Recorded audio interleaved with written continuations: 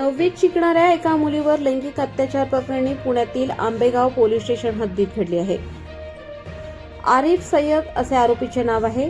हा आरोपी रोबोटिक्स हा विषय ऑनलाईन पद्धतीने शिकवत होता. लहानपणापासूनच मुलीला ओळखत होता. काही दिवसांपूर्वी ही घटना घडल्यानंतर मुलीने घरी सांगितले. त्यानंतर पोलिसात गुन्हा दाखल करण्यात आला. पोलिसांनी आरोपी शिक्षकाला अटक केली आहे. या प्रकरणी राष्ट्रवादी काँग्रेस पार्टी अजित पवार गटाच्या कार्यकर्त्यांनी आरोपीला पकडून बेदम चोप देण्यात आला. पोलिसांनी आरोपीला अटक करत कोर्टात दाखल केले. या आरोपीने आणखी असे काही कृत्य केले आहे का याचा तपास पोलीस करत आहेत. एक 14 वर्षाची मुलगी जी 9वीला आहे ती रोबोटिक्सचं शिक्षण घेण्यासाठी आरिफ सय्यद नावाच्या एका शिक्षकाच्या घरी जात होती. ॲक्च्युली तो शिक्षक जो आहे तो अगदी लहानपणापासून म्हणजे ज्युनियर सिनियर KG पासून तिचा शिक्षक आहे. बऱ्याचदा ती मुलगी त्या शिक्षकांच्या घरी सुद्धा मुक्कामी थांबलेली होती.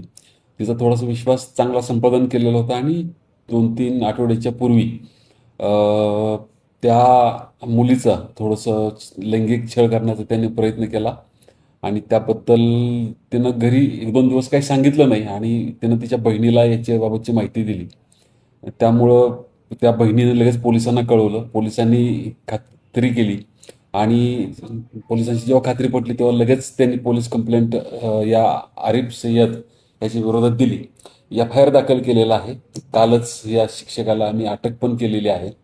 आज कोर्टामध्ये प्रोड्यूस केलेलं होतं. 17 तारखेपर्यंत त्याला पोलीस कस्टडी मिळालेली आहे. तो एक स्वाभाविक उद्रेक होता. त्या शिक्षकाला जेव्हा बाहेर आणलेलं तेव्हा बाहेर पब्लिकनी थोडंसं त्याला मारायचा प्रयत्न केलेला होता.